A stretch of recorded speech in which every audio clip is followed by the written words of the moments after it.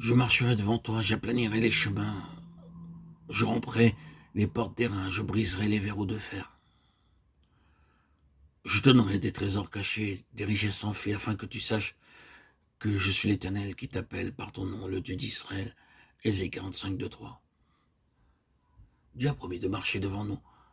Quand il nous ordonne d'aller quelque part en son nom, il nous dit d'abord, je marcherai devant toi, j'aplanirai les chemins. Dans beaucoup de cas, notre Dieu puissant a rompu de nombreuses barrières devant ses serviteurs. L'évangile est annoncé à des gens qui parlent 1055 langues, tandis que les serviteurs de Dieu obéissent à la parole de Dieu. Les montagnes s'éloignent de devant eux. Lorsqu'ils obéissent, les montagnes se déplacent, les portes d'airain sont rompues et les verrous de fer sont brisés.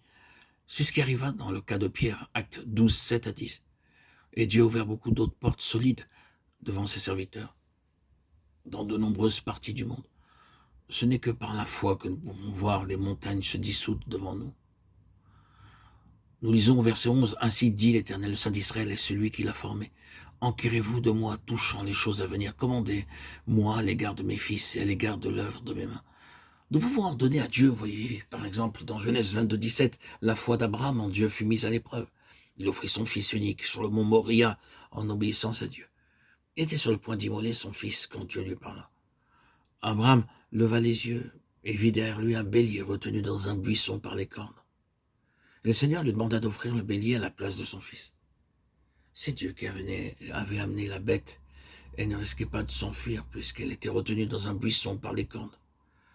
Dieu disait de la sorte, « Eh bien, Abraham, je vois que tu m'as parfaitement obéi. Tu n'as pas refusé ton fils.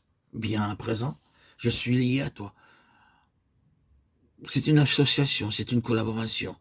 Ici, un pacte est lié entre nous. Tout comme le bélier est retenu dans le buisson, je suis maintenant, dès à présent, lié à toi pour toujours.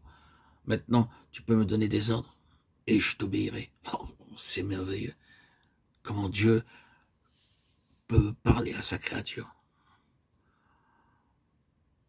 Enquiers-toi de moi, touchant les choses à venir.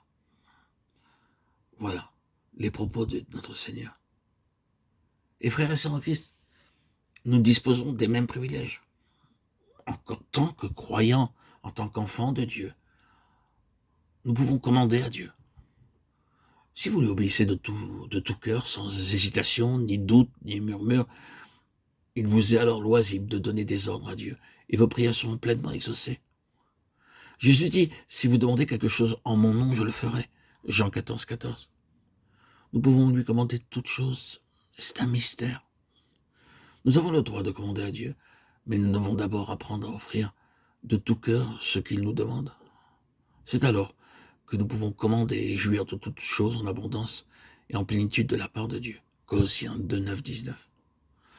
Nous avons tout pleinement en lui, de sorte que nous pouvons jouir de toute sa plénitude.